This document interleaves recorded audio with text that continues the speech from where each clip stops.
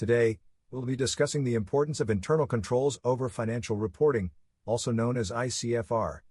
Internal controls are policies and procedures designed to ensure that an organization operates efficiently, its financial reports are reliable, and it remains compliant with regulations. ICFR is a subset of these controls that specifically focuses on the accuracy of financial reporting. Some common categories of internal controls include segregation of duties, authorization of transactions, physical controls, and reconciliations. These are essential checks and balances within an organization. Let's dive deeper into the key categories of internal controls. Segregation of duties ensures no one person controls an entire process. For example, an accountant who invoices customers should not also handle payments or bank reconciliations. This reduces the opportunity for fraud. Authorization of transactions means that only certain employees can approve significant transactions. For example, the accounting team should approve vendor payments, not someone from sales. Physical controls safeguard company assets. This includes locked safes, inventory checks, and other measures to prevent theft or loss. Reconciliations involve verifying financial data with supporting documentation, such as bank statements or balance sheets, ensuring everything matches. So why do internal controls matter so much? Operational efficiency. They help streamline processes, reducing errors and avoiding unnecessary steps, which ultimately saves time and money.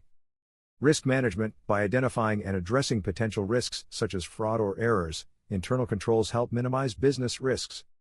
Legal and regulatory compliance. Internal controls help ensure that the company follows laws, such as the Sarbanes-Oxley Act, which requires accurate financial reporting.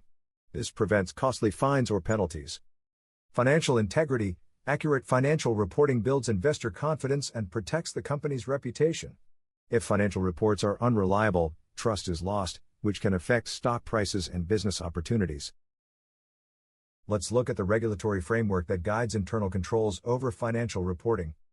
COSO framework. This framework outlines 5 key components for designing effective internal controls: control environment, risk assessment, control activities, information and communication, and monitoring. These components help create a solid foundation for financial reporting integrity. PCAOB and SEC, the Public Company Accounting Oversight Board, PCAOB, ensures auditors evaluate the effectiveness of ICFR.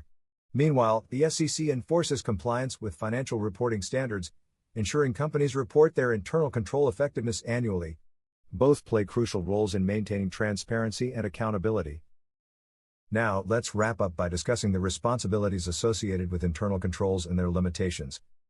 Management is responsible for designing, implementing, and regularly reviewing internal controls to ensure they effectively detect and prevent financial misstatements.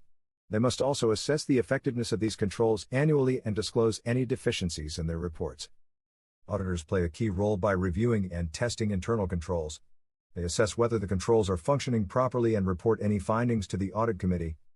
However, internal controls are not foolproof. Limitations exist due to human error, intentional misconduct, or management override. For example, fraud can still occur if individuals collude to bypass controls. Despite these challenges, internal controls are vital as they reduce risks and help ensure financial integrity.